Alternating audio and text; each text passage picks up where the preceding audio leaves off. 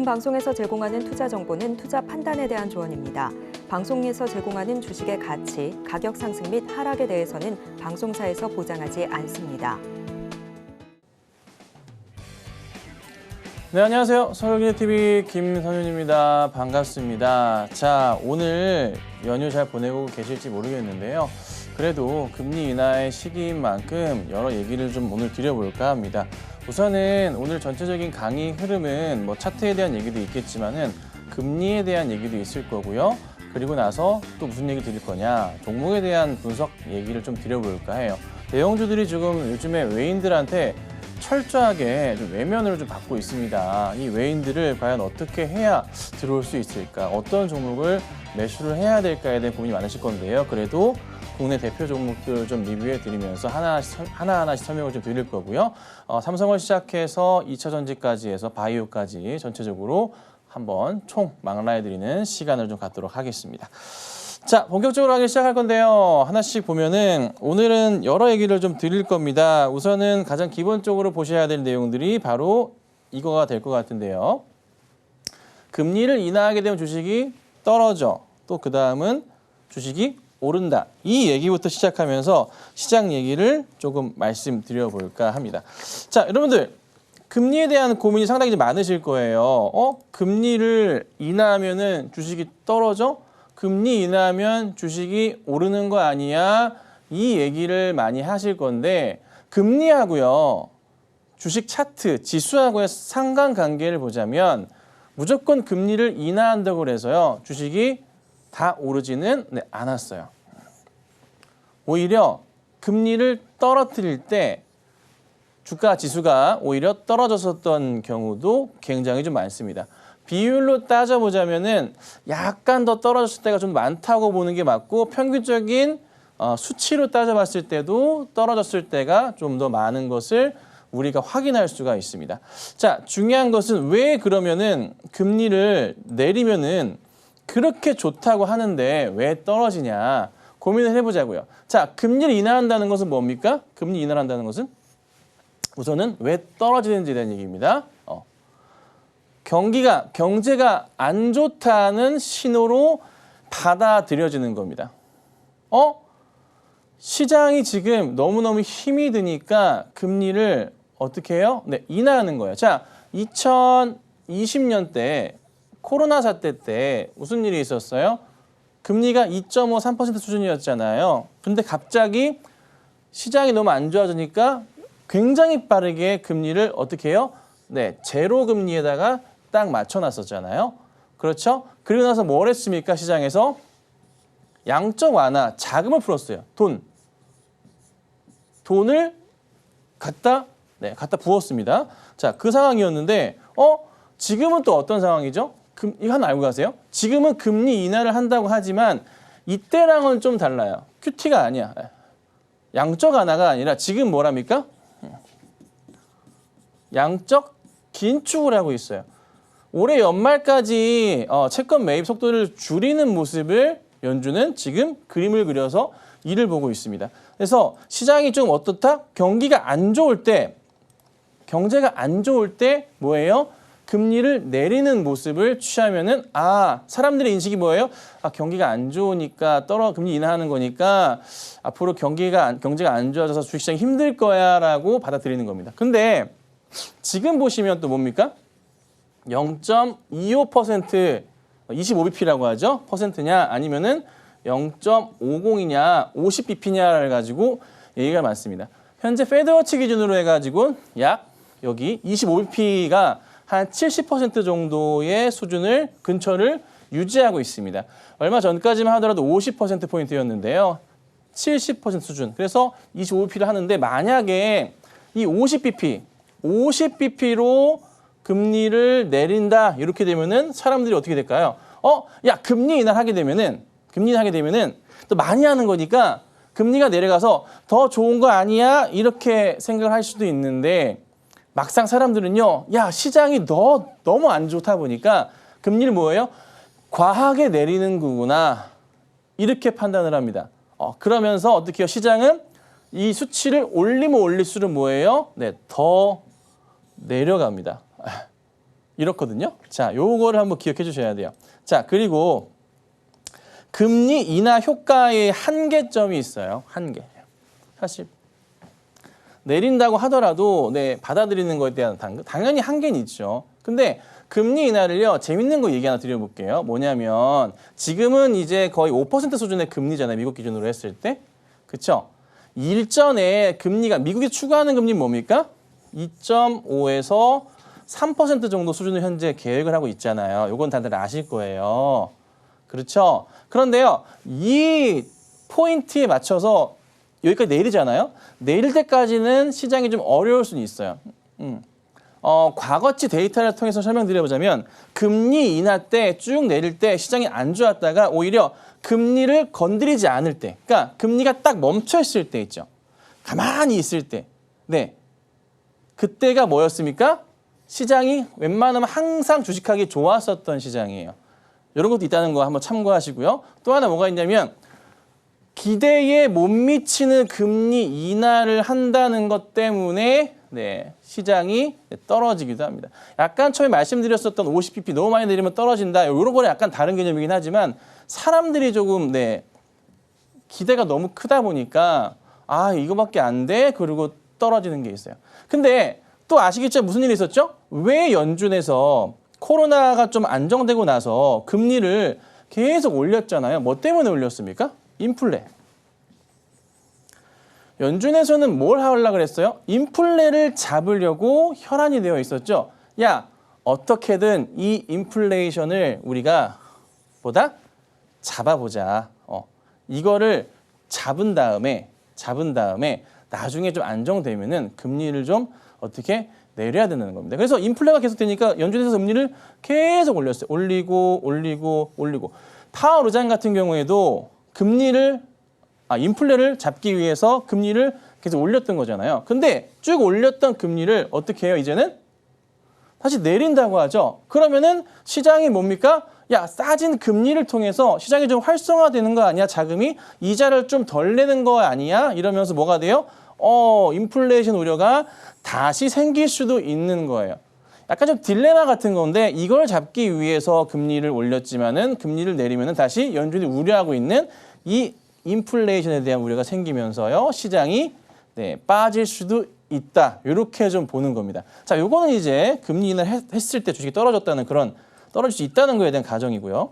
자, 그다음 보면은 금리를 인하하면은 주식이 오른다라고 보시는 분들 패턴입니다. 볼게요. 자, 왜 올라요? 대출 비용의 감소입니다. 자, 지금은요, 미국 같은 시장은요, 주택 담보 대출을 하게 될 경우 이자 비용이요, 7%는 기본이고요, 8%, 9%까지 현재 차지합니다. 네, 우리나라보다 엄청나게 높아요. 자, 어떻게 과연 이 이자 비용을 내고 살고 있는 거지 생각이 들 정도로 진짜 많은 비용을 내고 있어요. 많은 비용을 내고 있는데, 자, 어찌됐든 간에 대출 비용 자체가 금리 인하를 하게 되면은 감소하니까 조금 어떻게 됩니까? 소비 여력이 증가하는 거 아니냐라고 판단을 하는 겁니다. 소비가 조금 풀린다는 거죠. 그래서 이를 통해서 뭐예요? 이 사람들이 뭐 합니까? 주식을 산다는 거예요. 그래서 뭐예요? 대체 투자, 채권 같은 게 수익률이 떨어질 테니까 어떻게 해요? 위험 자산 선호를 한다는 거죠. 이걸 뭐 주식을 산다는 거죠. 주식을 매입을 하는 게 늘어날 거다. 이런 이제 주장입니다. 그렇죠? 우리가 흔히 생각하는 그런 내용이에요. 그런데요, 가만히 생각해 보시면 최근에는 무슨 일이 있죠? 자, 여러분, 엔비디아라는 회사가 실적이 어땠나요? 2분기 때 실적 얼마 전에 나왔었잖아요. 정말 잘 나왔습니다. 예상치를 상회했어요, 월등히. 근데 기대치보다 조금 못 미쳤어요. 예상치를 상회했는데 기대치에 못 미쳤다는 거 하나로 해서 주식이 폭락을 했어요. 얼마 전에도 또 폭락을 했었고. 그러니까 사람들은요, 지금 시장에 대한 그 경계감 자체가 굉장히 좀 강해요. 그러니까 금리 인하라는 게 지금 여러분 보시면은 얼마 만에 이루어지는 거죠? 약 4년 만이에요. 근데 또 하나가 더 있어요. 뭐가 있습니까? 미국 대선 자체가 또 4년 만에 열려요. 지금 딱 이 시점 자체가 굉장히 위험한 크리티컬한 시점이거든요. 그러니까 사람들이 서로 눈치를 많이 보는 거예요. 근데 그 눈치를 보는 과정에서 방금 엔비디아 얘기 드렸죠. 실적은 예상치보다 상위, 기대치보다 아래. 잘 나온다고 하잖아요. 블랙엘이 대박을 칠 거라고 합니다. 내년에 더더욱 좋아질 거라고 하고요. 또 무슨 얘기가 돕니까? 테슬라의 일론 머스크 CEO는 2028년, 2030년에 얼마? 네, 1조 부자가 된다고 합니다. 1조 달러 부자. 전 세계 최초로. 그럼 줄줄이 페이스북 오너도 마찬가지로 줄줄이 따라온다고 하죠. 엄청나게 그 말인즉슨 주식이 올라간다는 소리인데 사람들은 지금 뭐예요? 시장이 좋아진다고 메인 종목들 M7, 매그니피센트 7이라고 하잖아요. 그 종목들이 결국 실적이 다 좋아진다고 하는데 왜 사람들은 반응이 이런 거예요? 굉장히 안 좋죠. 뭐 때문에요? 불안감 때문에. 4년 만에 처음 하는.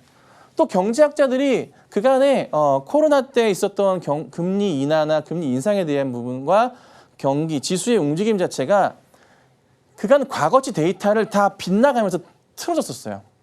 그러니까 더더욱 불안함이 가중되는 거예요. 거기다가 또 뭐 작은 IT 버블이다고 얘기를 하면서 또 엔비디아 주가가 밑으로 흘러내리는 모습들이 나오는 거죠. 그래서 뭐예요? 위험자산 선호를 하긴 하지만 뭐다? 불안감이 너무 앞서다 보니까 주가가 위로 올라가지 못하는 그런 그림이 계속 나오는 겁니다. 또 어쨌든 금리 인하라면 또 왜요? 기업 이익이 증가하죠. 네, 기업 이익 증가해요. 왜 금리 인하를 하게 되면 나스닥의 IT 기업들이 좋아진다고 하죠? 기업들은 기본적으로 은행 대출을 끼고 운영을 합니다. 그죠? 예, 그리고 경제 성장 촉진과 미래 기대감이 좀 반영된다고 하는데 저는 사실 금리 인하를 하면은 주식이 좀 오른다? 이것도 좋지만 저는 오히려 앞에 저는 약간 좀 내린다 쪽에 의견을 좀 두고 싶습니다. 제가 최근에 시장에서 계속 방송에서 계속 얘기하는 게 뭐냐면요. 우리는 지금 역사의 순간에 와 있는데 하필 지금 시점이 되게 답답한 게 뭐냐면요. 제가 4사 그랬죠. 4년. 4년. 왜 하필 미국 대선과 금리 인하의 시작점 자체가 왜 하필 같이 있는 거냐. 그렇죠. 이게 되게 중요한 것 같아요. 여기를 맞춰. 그러니까 이 시점 자체가 항상 주식이 뭐예요? 변동성 자체가 굉장히 크단 말이에요. 변동성 자체가 위아래로 등락이 굉장히 큽니다. 앞을 내다보기가 어려운 거예요. 특히나 지금 트럼프하고 해리스 후보의 지지율 격차는 어떤가요? 큰 차이가 안 나고 있어요. 얼마 전까지만 하더라도 해리스 후보가 앞선다고 하다가도 지금은 트럼프 후보가 또 앞선다고 하기도 하고 앞길을 예측할 수가 없는 거죠. 어느 쪽에 붙을지 모르는 거야. 어디가 잘못될지 잘 될지 모르겠지만 누가 됐던 간에 이 후보와 이 후보, 두 후보가 미는 그런 기업 간의 성장성이 굉장히 갈리게 되잖아요. 해리스 후보 같은 경우 2차 전지 신재생 쪽에 바이든 후보 진영을 그대로 따라가서 진행을 하는 거 민주당 라인은 공화당은 또 그게 아니잖아요. 전통적인 사회에 대한 부분이잖아요. 그러니까 서로 또 무슨 일을 합니까? 서로 자기 약간의 이쪽 후보의 정책을 어떻게 조금은 따라하는 뭔가 좀 약간 침범하는 듯한 모습을 보여요. 해리스 후보가 요즘 우클릭을 한다고 합니다. 우클릭을. 공화당 쪽에서의 정책적인 부분들을 약간은 포용하려는 듯한 모습을 보인다는 거죠. 오히려 트럼프 같은 경우에도 그런 모습들을 보이고 있기도 하고. 그래서 전체 시장이 굉장히 복잡한 시장인 거예요. 이런 상황이다 보니까 사람들이 뭐예요? 더더욱 또 예민하죠. 근데 우리나라 시장을 들어서 또 설명을 드려보자면 자, 뉴욕 증시는요. 지금 시장이 한번 나스닥이 또 다우존스 S&P 쪽 가다가 또 꺾였잖아요. 꺾여 있는데 가다가 꺾였어요. 나스닥이. S&P 같은 경우는 좀 더 올라가 있기도 하지만 자, 근데 요즘에 우리나라 증시 가장 큰 문제는 또 뭔지 아세요? 이게 주식이 떨어지는 게 우리나라는 좀 심할 수도 있어요. 이미 제가 한 달 전부터 얘기를 드리고 있는 터라 조심하셔야 됩니다. 조심하셔야 됩니다. 말씀드리고 있죠.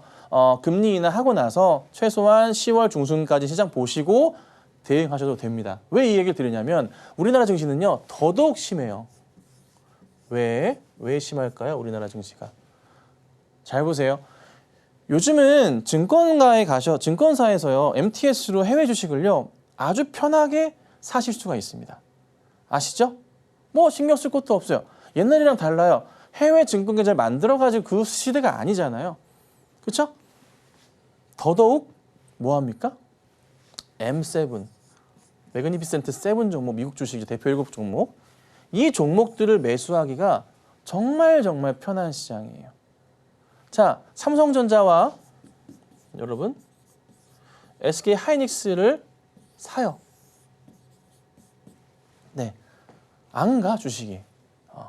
샀다 하면 물려 우리나라 대형주는. 사고 싶어요? 아니죠.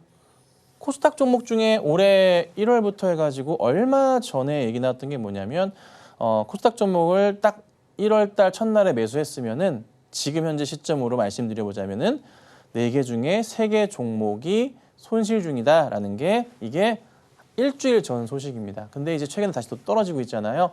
그래서 아마 더 늘어났을 거예요. 예. 우리나라 주식을 사고 싶지가 않아지는 거지. 전 세계 모든 자금이 다 어디로 갑니까? M7이나 흡수를 하는 거예요. 가뜩이나 떨어져 있는데 이거 하겠냐고요. 예. 안 하죠? 가죠. 전 세계에서 가장 소외받는 우리나라 시장. 전 세계 100대 기업에 삼성전자가 들어가 있습니다. 수익률 꼴등이 삼성전자입니다. 자, 또 하나 심각한 게 뭐냐면 우리나라의 코스피 기준으로 말씀드리면 하루 거래 대금이요. 요즘에는요. 적게는 8조부터 해가지고 약 10조 정도의 흐름을 보입니다. 하루에 거래되는 대금입니다. 여기 코스피입니다. 코스피예요. 뭐 비교 대상은 아니지만 조금 답답한 건 뭐냐. 자, 우리나라에서 개인들과 플러스 기관들이 해외에 투자한 자금이 있을 거 아니에요. 해외에 밖으로 나간 자금이에요.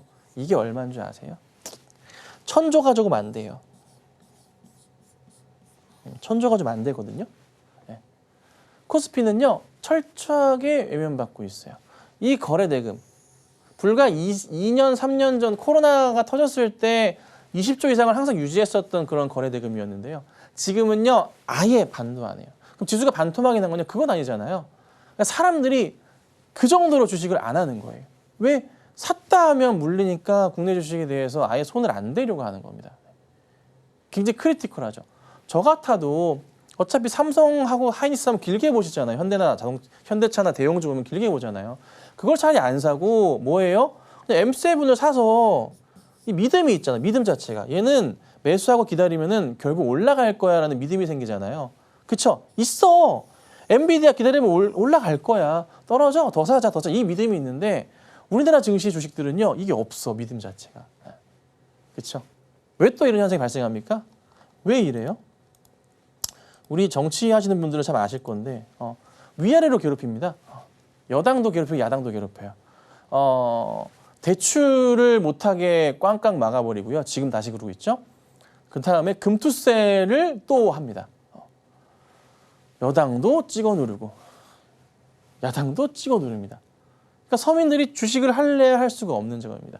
만약에 금투세가 시행이 된다고 하면 증시에서 빠져나가는 자금이요.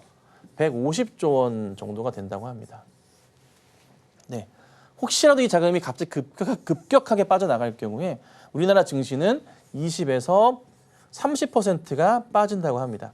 우리나라 증시는 현재 나스닥과 뉴욕 증시와 비교해 봤을 때 상대적으로 이미 이 퍼센테이지 수치를 받고 있는 중이라고 보셔도 무관할 것 같습니다.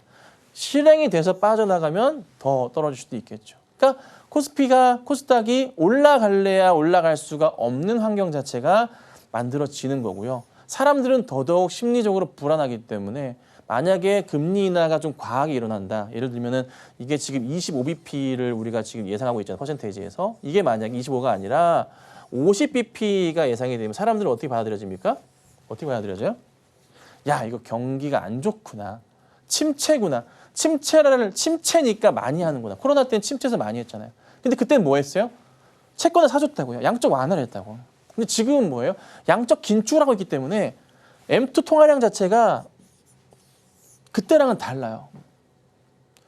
통화량이 원래 또 꾸준하게 느는 거지만 코로나 때는 이게 이렇게 올랐다가 이렇게 갔거든요. 근데 그냥 원만한 이런 모습 보여요. M2 통화량 자체가 이게 다르다고. 시장에 움직이는 자금 자체가. 그러니까 이게 올라갈래야 올라가기가 굉장히 버거운 시장이다. 이거를 꼭 기억하고 계셔야 됩니다. 아셨죠? 네. 핵심 중에 핵심이다. 우선 말씀을 드릴 테니까 참고하시고요. 그래서 결국 우리나라 시장은 어떤 시장이 좀 되고 있냐면 답답하게도 제가 이거를 왜 설명을 드리냐면 단기 트레이딩만 판을 치는 시장이 됐어요. 우리나라는요.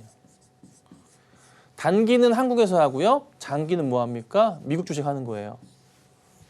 이렇게 됐어요. 참 웃기게도 그렇게 됐어요. 장투 뭐 요즘에 다시 품절주 해가지고 뭐 양지사나 몇몇 종목들이 움직임이 좀 나오고 있긴 하지만 뭐 그거를 솔직히 좀 불안하긴 하잖아요. 믿음이 안 간다고. 그래서 뭐 합니까? 단기 트레이딩에 대한 부분이 더더욱 중요시된 시장이 됐다. 한국 시장은. 그러면 무엇을 보셔야 됩니까? 전일자 주요 뉴스거리 꼭 체크를 하셔야 되는데 이거 사실 어렵거든요. 제가 이제 무료 밴드에다 올려드리긴 하는데 꼭 보시면 될 것 같고 그 다음 보시면 관련주 나열을 꼭 해보셔야 돼요. 그러니까 매일 아침마다 제가 오늘 보셔야 될 중요한 테마가 있습니다. 오늘 좀 이런 이슈가 있어서 이 테마 한번 봐보세요라고 말씀드리잖아요. 그러면 그 테마주들을 제가 전부 다 나열을 해드려요. 공부하셔야 돼요. 제가 테마주 나열해 드리는데요. 종목이 되게 많아요. 근데 그 중에서 뭐가 있어요? 대장주가 항상 있잖아요. 제가 아침마다 올려드리는 그 테마주 보면은 그 테마 중에 몇 개는 항상 많이 오르는데 시장이 빠져도 올라요. 그 테마 다 볼 필요가 없어요. 어떤 종목이 오르지 보시면서 또 우리가 검색해 보시면 이 중에서 대장주는 뭐구나라는 것을 누구나 알 수가 있습니다. 그렇죠? 그런 종목으로 더더욱 자금이 몰리는 거예요. 그러니까 시장은요 요즘에 안 좋단 말이에요. 시장 자체가 안 좋고 거래대금도 없지만 여기로도 몰리는 거예요. 그러니까 이 종목들이 어떻게 되는 거예요? 가뜩이나 작은 시장에서 더 작은 종목들을 모이다 보니까 나름 여기는 좀 돈이 넘치는 것 같아. 근데 문제는 뭐다? 올라가는 속도도 빠르고 떨어지는 속도도 빨라. 정말 뭐 스캘퍼까지는 아니지만 하루 이틀 안에 끝나는 경우들이 굉장히 허다하다는 거죠. 조금 중기적 관점으로 해서 조금 중기적으로는 아니고 그래도 한 일주일 관점, 2주 관점으로 해서 좀 올라가거나 하면 좋은데 그건 있긴 있었죠. 정말 큰 거 아니고선 잘 일어나지 않는다는 거. 코로나 관련주들은 얼마 전에 정말 많이 올랐죠. 한 일주일가량 상승 주다가 좀 촥 한 번에 급락 나오면서 지금은 완전 더 빠져 있어요. 그런 시장이거든요. 그래서 뭐다? 요거. 이거 꼭 보셔야 돼요. 정말 놓치시면 안 돼요. 놓치시면 안 돼요. 꼭 보셔야 돼요. 아셨죠? 그리고 장전 예상치 수급을 꼭 체크하셔야 되는데 이거는 제가 항상 자주 말씀드리는 거예요. 키움증권 기준으로 해서 HTS상에 뭐 다 찾아보시면 각 증권사마다 다 있습니다. 장전에 예상치 보셔야 되는데 제가 요즘 느끼는 게 뭔지 아세요? 불과 한 4, 5개월 전까지만 하더라도 장전 예상치 종목을 검색하면 이 종목들이 다 거래량이 나와요. 거래량이 나오는데 와, 저 거래량 자체가요. 요즘에는요. 장전 예상치 보면은 씨가 말라 있어요.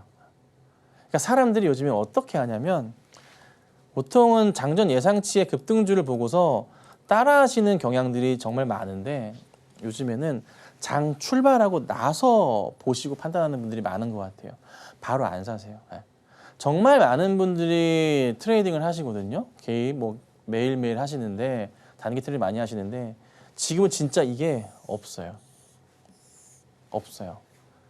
지금 우리나라 시장이요. 철저하게 전 세계에서 외면받고 있어요. 뭔가 정책적인 변화가 좀 필요할 것 같은데 전혀 그렇지가 않습니다. 그래서 조금 많이 좀 답답한 시장이거든요. 제가 요즘에 몇 가지 얘기를 드리고 있는데 조금만 더 설명을 드려볼게요. 좀 바꿔가지고 왜 여러분들 요즘에 제가 주식을 하시는데 조금 비율 좀 천천히 하시라고 말씀을 좀 드리냐면 진짜 중요한 게요. 아까도 이제 4년 만에 금리 인하와 4년 만에 대선인데 만약에 시장이요 이번에 하락 흐름을 보이고 만약에 빠지게 되잖아요. 빠지게 되면은 시장이 만약에 빠지게 되면은 급격하게 빠지는데요. 보통 이제 금리 인하 시작했을 때 빠졌던 케이스를 살펴보자면 적게는 20%, 많게는 한 30%, 40%까지 빠진 적이 많아요. 근데 처음에 있잖아요. 금리 인하를 딱 하잖아요. 그러면 일시적 효과가 있어요. 살짝 오른다 이렇게? 예, 살짝 올라요. 요 텀 자체가 보통 일주일에서 2주가량 가요.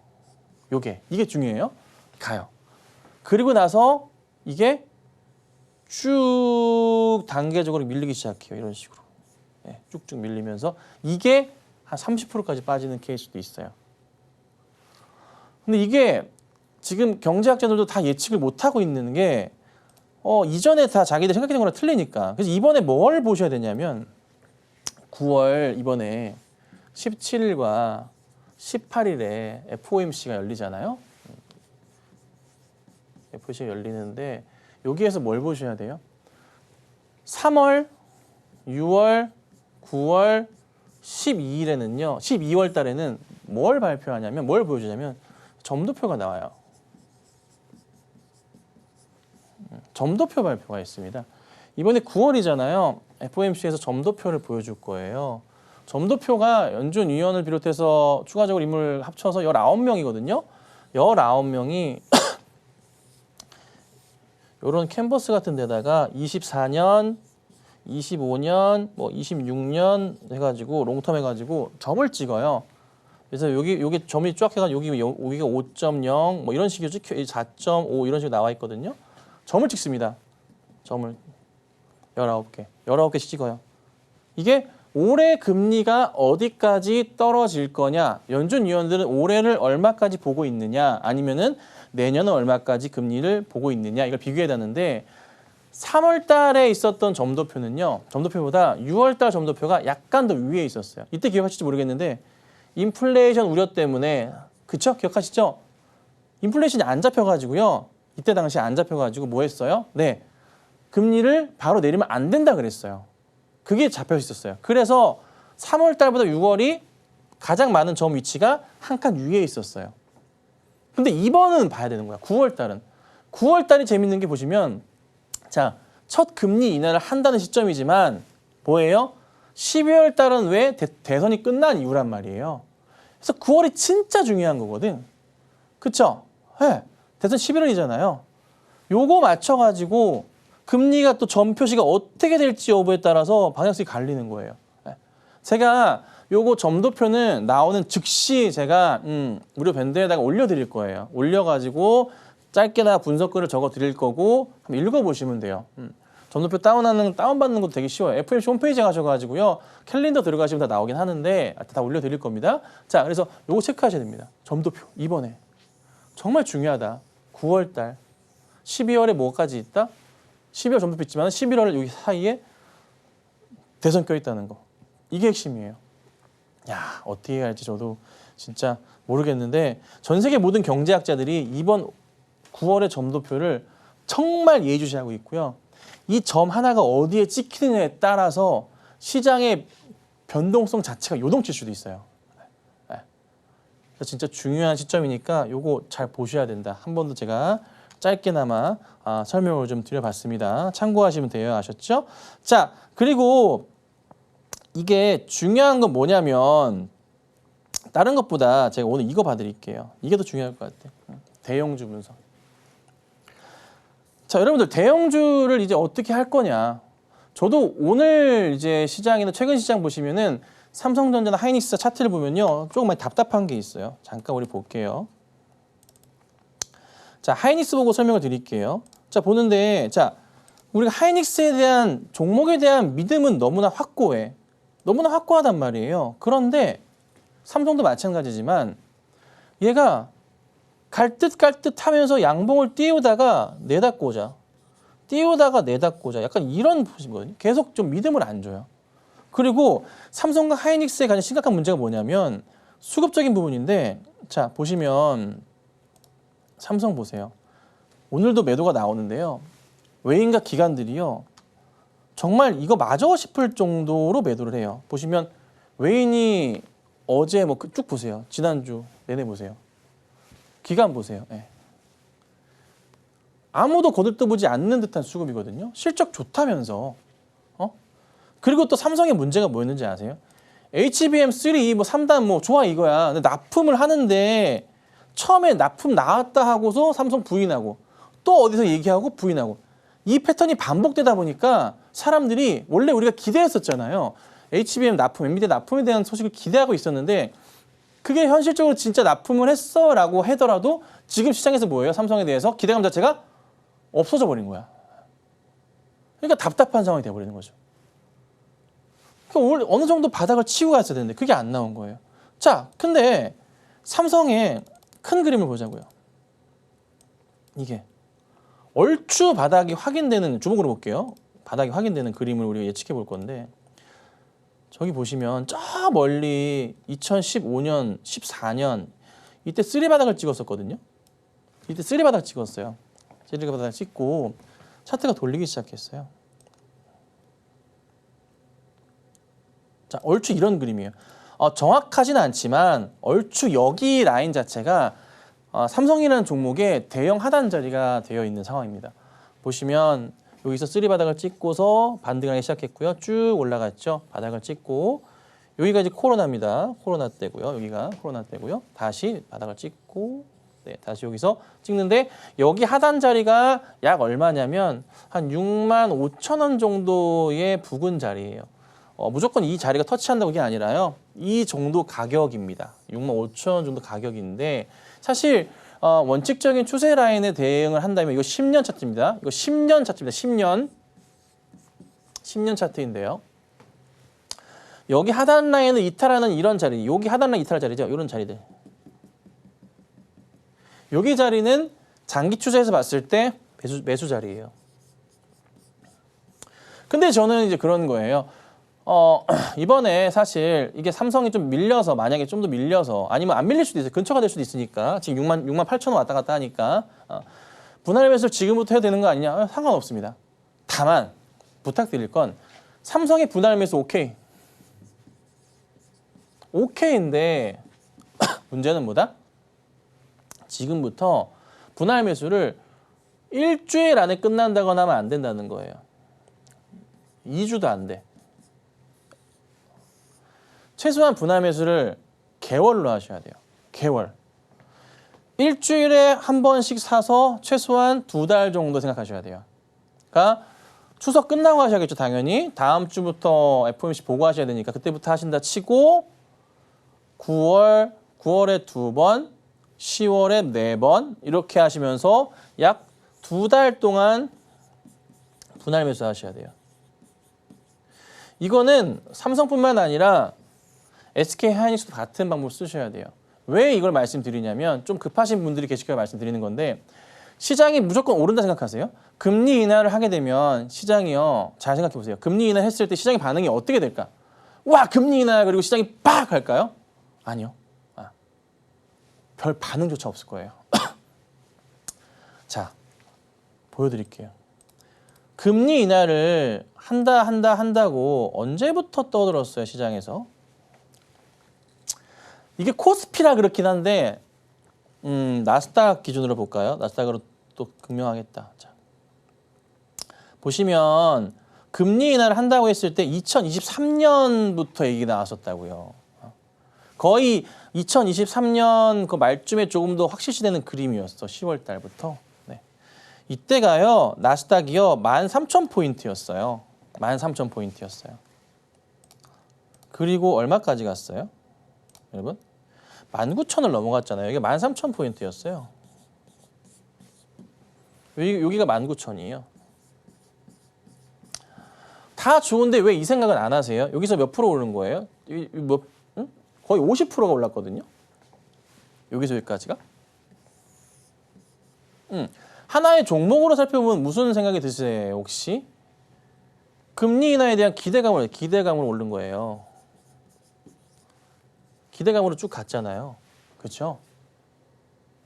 여기서 이제 무슨 일 발생하고 있어요? 고점 쪽으로 내려오는데 기대감 소멸은 생각 안 해보세요? 금리 인하하면? 기대감 소멸. 이 생각은 안 해보시는가요? 혹시? 종목이 기대감 따라 가다가도 소멸되면 어떻게 돼요? 폭삭 주저앉죠?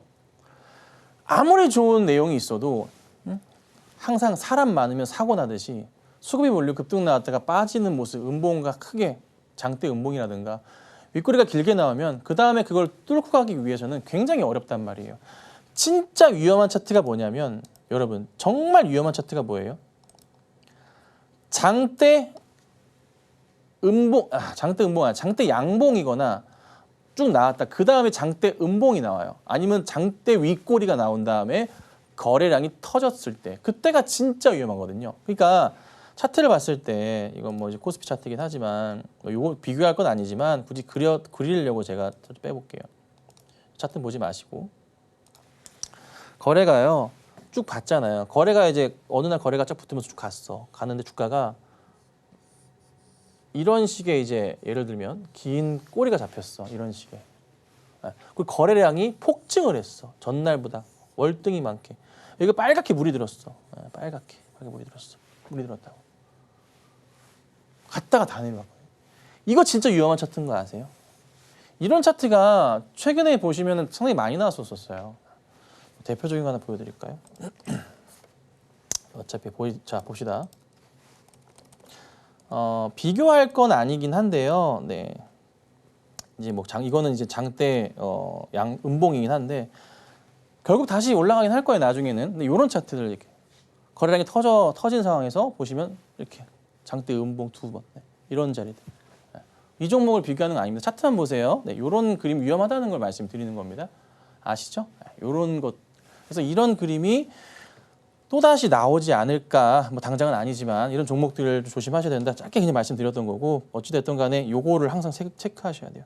아셨죠? 그래서 짧게 IT 관련주 얘기하면서 설명을 좀 드려봤고요. 자, 그 다음은요. 현대나 기아나 현대모비스인데 이게 최근에 많이 답답한 게 뭐냐면 현대차 볼게요. 너무 답답해. 자, 제가 현대차 차트를 항상 설명을 드릴 때 이거 라인 항상 두 개 긋고 설명드렸어요. 여기. 제가 죄송합니다. 올해 3월부터 해서 계속 강조를 드려왔었던 게 여기가 박스가 라인이 완성됐다. 제가 3월부터 이 정호의 템브가 방송을 했잖아요. 이거 박스다. 돌파가 나오면 세게 갈 것이고 떨어지더라도 버티면 다시 올라간다. 근데 이때도 뭐라 말씀드렸어요? 버텨라. 이게 이미 손절가 이탈했는데 놓치신 분들 버텨라. 다시 바로 올라갔죠. 안착되면서 뭐예요? 이 라인을 계속 지켰다고요. 그런데 돌파하면서 크게 간다 말씀드렸죠. 떨어질 때 또 버텼어요. 이 라인을 버텼다고요. 다시 갔잖아요. 그리고 고민을 해야죠. 여기서 무슨 고민을 해요? 자, 장대 양봉 꼭대기 자리. 여기는 뭐다? 여기는 손절 자리. 익절 자리가 될 수도 있고요. 무조건적이죠. 네. 그 다음 다시 이탈하면서 깼다가 버텼어. 그리고 8월 달에도 검은 월요일 날 급하게 내려왔었죠. 그 다음 날부터 올려놓는 거 보니까 살려놨다고. 그래서 저도 살려놓는 거 보고서 좀 지켜보다가 돌파하는 거 보고서 매수 사인을 드렸는데 제가 무조건 얘기했던 게 뭐예요? 추가 하락 나오면 매도해야 되고 이 하단 자리 이탈은 무조건 빠져나오셔야 된다. 혹시 모른다. 말씀을 드려왔단 말이죠. 이탈 나오잖아요. 근데 이게 지금 보면은 뭐 주주하는 책 현대그룹 다 좋아. 근데 현대차, 기아가 주가가 움직이고 모비스 간 다음에 그다음 뭐가 가요? 뭐 제철에는 글로비스를 끌고 간단 말이에요. 근데 지금 우리나라 증시 상황에서는 특히 현대그룹도 현대차랑 기아의 주가조차 지금 쉽지 않아요. 컨트롤을 못 하고 있는 듯한 대응 자체가 상당히 어려운 거죠. 기아 같은 경우도 보시면은 이런 그림이란 말이에요. 근데 기아도 보면은요 재밌는 게 보시면 보세요. 자, 제가 기아를 작년 말부터 얘기했던 게 뭐예요? 제가 11시 때 방송하면서 여기 자리 얘기했죠. 저는 이거를 박스라고 본다. 이거 기억하실까요? 이거 박스다.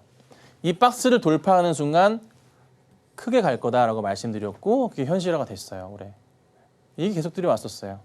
자, 그런데 보시면 추세적인 부분에서 이 박스의 상단 라인이 얼추 여기 자리거든요. 이 9만 원이에요. 9만 원. 이 자리에 오면은 거의 저점 바닥이겠죠. 저항 자리가 형성되니까. 라인상으로도 얼추 그런 자리긴 해요. 그래서 혹시라도 만약에 내려온다 싶으면 뭐 예를 들면 9만 원부터 해서 10만 원 사이의 움직임이 기아차에 보인다 싶으면은 굉장히 좋은 매력적인 자리긴 하겠죠. 예. 그래서 이번에 사실 이 금리 인하에 대한 포인트가 굉장히 시장에 좋은 기회가 될 수도 있어요. 이거를 꼭 기억하셔야 된다 말씀을 좀 드리고, 자, 그다음 보면은 여러분 뭐 체크하셔야 되죠? 자, 바이오 쪽에서 봤을 때 그냥 대장주격 보는 게 뭐예요? 삼성바이오로직스. 안 꺾여요. 시장에 살만한 게 없는 거예요. 자, 그다음 보면 유한양행도 마찬가지 차트일까요? 오늘 좀 깨지긴 하지만은 이슈대로 가기도 했었고 좀 위험하긴 하네요. 자, 알테오젠 같은 경우도 오늘 다시 안 꺾이면서 가는 모습이고, 셀트리온 합병이 좀 무산된 모습이긴 하지만 그래도 네, 안 죽고 바닥에서 잘 버티면 살아있는 모습들이거든요. 네, 제약바이오 종목들은 이번 생물보안법 이슈도 있긴 하지만 두 진영 자체 있죠. 트럼프와 해리스 후보 다 어찌됐든 간에 정책적으로 다 긍정적인 시그널이 나올 거라서 이쪽 계열은 연말 내년까지 계속 크게 성장할 거라고 봅니다. 그리고 조금은 아쉬운 점 뭐다? 삼성바이오로직스가 한번 105,000원까지 올라가는 모습, 최고가는 103만 원 넘어가야 되긴 하는데 지금 그냥 현실적으로 봤을 때 신고가 패턴으로 가고 있는 게 맞습니다. 저 위에 멀리 있었던 저기 자리는요, 뭐 뚫어나가는 거 아니야 싶겠지만 저는 이미 뚫고 있다고 보고 있습니다. 그래서 가고 있는 그림이 맞지 않나 그렇게 좀 판단되기 때문에 라인도 괜찮잖아요. 이런 식으로. 자, 이렇게 보시면 되지 않을까 싶으니까 이 바이오 관련주들도 잘 보셔야 되고요. 절대 흔들리지 마시고 계속적인 보유를 하고 가셔야 되는 그런 종목군들이다. 놓치지 말자. 이 말씀을 꼭 제가 드려보도록 할게요. 자, 그리고요. 2차 전지 업종은 요즘에 좀 특이점이 좀 많이 보여요. 대표적으로 봤을 때 LG 에너지솔루션 같은 경우가 주가가요 바닥에서 쫙 튀어 올라갑니다. 자, 수급 상황 보자면요. 보세요. 확대해 드릴게요. 뭔지 모르게 뭔가 기관과 외인들이 꽉 찬 모습이에요. 보시면은 잘 들어와요. 밑으로 내려봐도요. 계속 들어와요.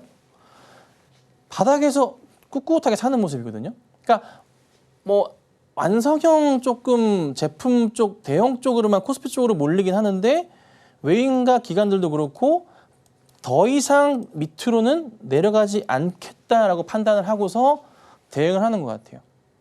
그래서 엔솔 같은 경우 괜찮고 삼성 SDI도 나쁘지 않은 모습은 보여줘요. 물론 이제 시장의 성장성이 자동차 배터리 쪽보다는 뭐 ESS 쪽으로 넘어가고 하는 그림이 나와서 뭐 그런 것도 있다라고 얘기는 하는데 그것보다는 정말 냉정하게 현실적으로 말씀드리면 그냥 바닥에서 매수하기 쉽고 2차전지주들은 이미 더 빠지지 않는다라는 그런 좀 기본적인 조금 마인드가 특히 대형주 쪽에 있는 것 같아요. 근데 제가 이 말씀 드려왔었죠. 2분기 실적 얘기를 드렸을 때 엔솔 같은 경우도 체크를 했을 때 안 좋다고는 하지만 저는 굉장히 잘 나왔다라고 판단을 했어요. 그래서 사실 이번에 3분기가 얼마만큼의 적자를 줄이면서 가는 그림이 나올 것이냐. 이게 핵심이고 2분기부터 해서 약간의 변화 조짐이 나왔었거든요. 그래서 제가 방송에서 뭐라고요? 이때 엔솔 자체를 이때부터 해서 뭐라 그랬어요? 계속 천천히 조금씩 분할매수 해보셔라. 아주 천천히. 그리고 쭉 하신 분도 올라갔잖아요. 그리고 최근에 제가 뭐라 그랬어요? 비중이 크시다면은 아직은 너무 큰 비중은 안 된다. 비중에 대한 고민만 줄여서 일부 일단 수익 실현해보자라고 이렇게 말씀드려왔었죠. 그때. 그렇죠? 근데 3분기가 조금만 더 잘 나와준다면 분위기는 괜찮아요. 근데 왜 에코프로는 안 가냐는 거지. 문제가. 엔솔은 좋다 이거야. 죄송합니다. 근데 왜 에코프로 라인들은 이 모양 이 꼴이라는 거예요. 자, 에코프로 신저가 패턴으로 내려갑니다. 뚜껑이 열렸다. 거꾸로 열려버렸어요. 이게 좀 문제가 심각해요. 에코프로 비행도 마찬가지인데요.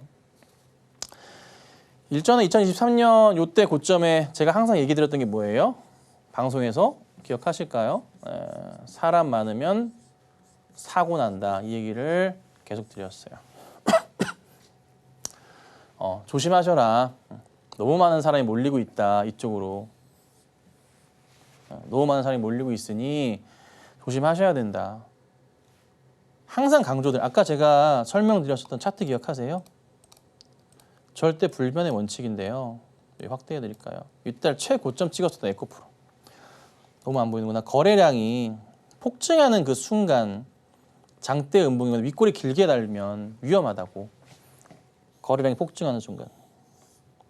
네? 네. 엄청나게 위험하다 말씀드렸잖아요. 요거 여기요. 여기 장대 양봉이 나오다가 확 윗꼬리가 달리고 이제 꺾여 버렸잖아요. 완전 장대 윗꼬리가 나왔다고. 망치. 네. 이 이후부터는 올라가기 굉장히 어려워져요.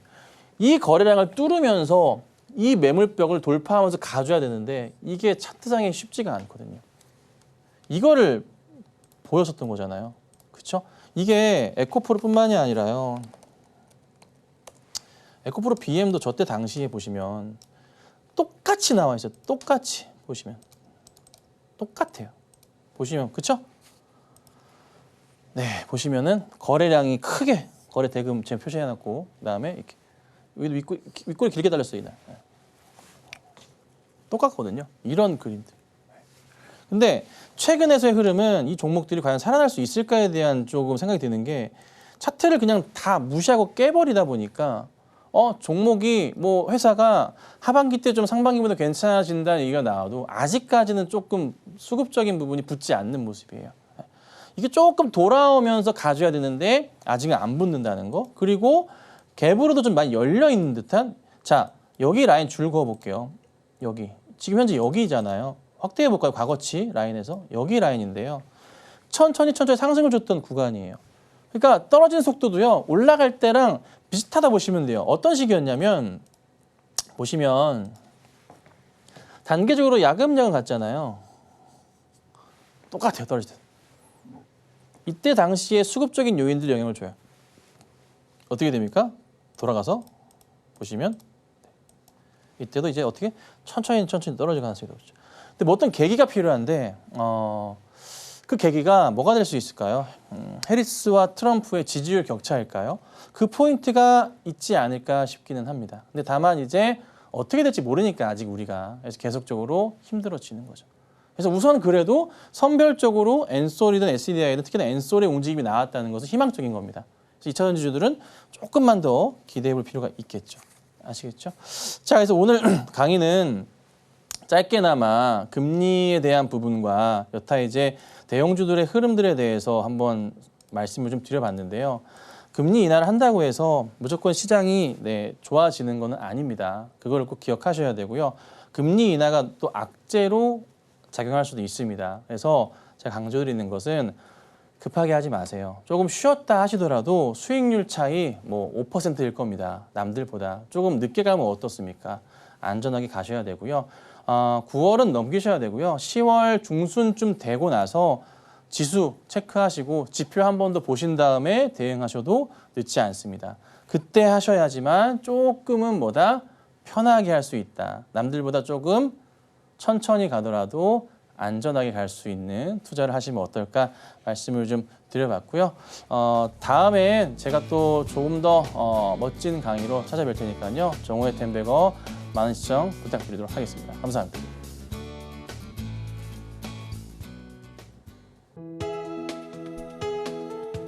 본 방송에서 제공하는 투자 정보는 투자 판단에 대한 조언입니다. 방송에서 제공하는 주식의 가치, 가격 상승 및 하락에 대해서는 방송사에서 보장하지 않습니다.